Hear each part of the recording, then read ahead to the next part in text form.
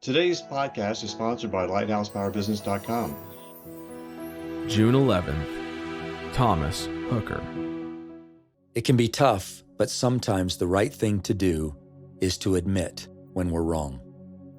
Thomas Hooker shook his head because he didn't know what to try next. The town troublemaker was at it again.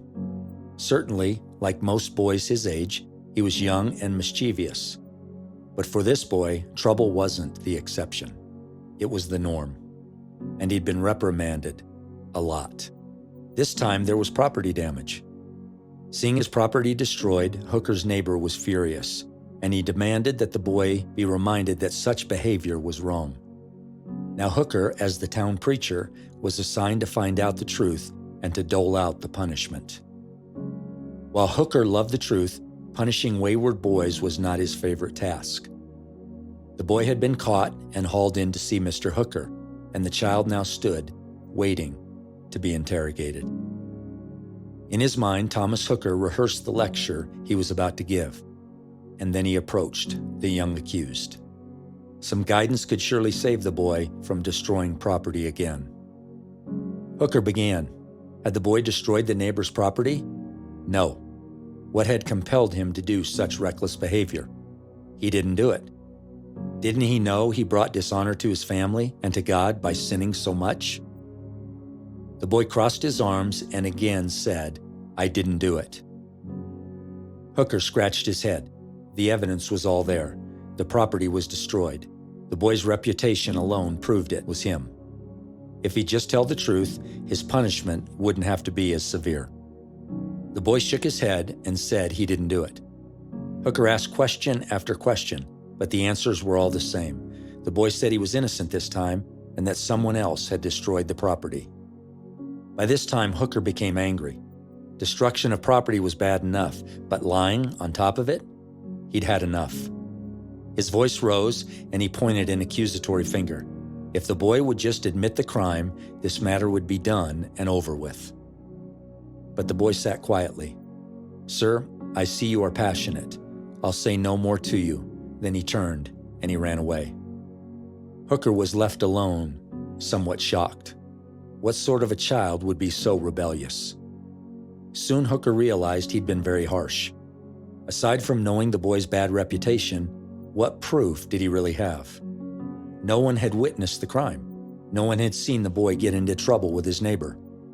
Guilt washed over Hooker as he remembered the look of frustration on the boy's face as he'd run away.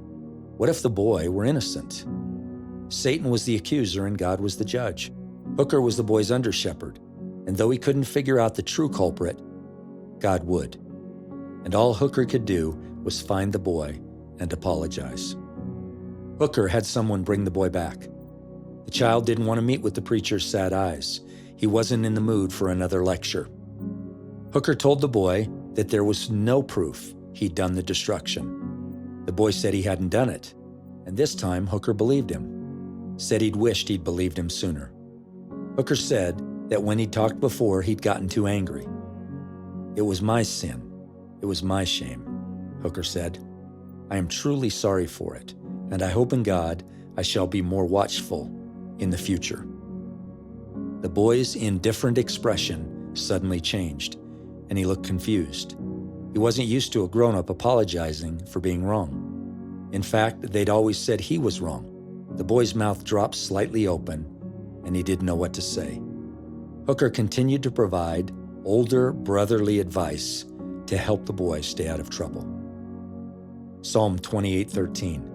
"He who covers his sins will not prosper, but whoever confesses and forsakes them will have mercy." Have you wronged someone? Have you judged too quickly?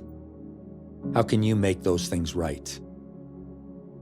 It can be tough, but sometimes the right thing to do is to admit when we're wrong.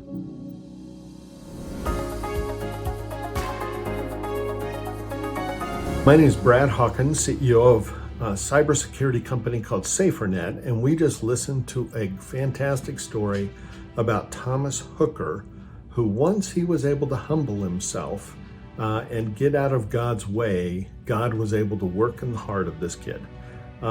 it's amazing when we're able to get out of God's way what it is that He's able to do through us. Each one of us are leaders in some way, whether it's with family or friends or with community, and we have a choice. We can choose to be leaders that are leading out of our own power and strength and our own intelligence and do what it is that we think is right, or we have the ability to choose humility and allow God to actually be the leader. Humility is love. The world believes that humility is a low view of one's importance. That's a partial understanding of what humility is, but really, can we understand what humility is without understanding God's view of humility? Jesus, the King of all kings and the Lord of all lords, came to this earth, humbled himself, and became a man, giving us eternal life. That's the greatest view of power, love, and humility that we will ever see. If we're able to humble ourselves, if we're able to lead as Thomas did, not with pride, not with strength in our own manner, but as a humble leader, Jesus will do His work through who we lead and through us. I challenge you, choose to be a humble leader.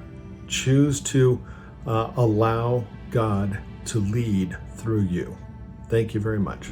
Today's podcast is sponsored by LighthousePowerBusiness.com. Get your free strategy session valued at $1,000. Get expert advice and take your business to the next level. Visit LighthousePowerBusiness.com to schedule your session today.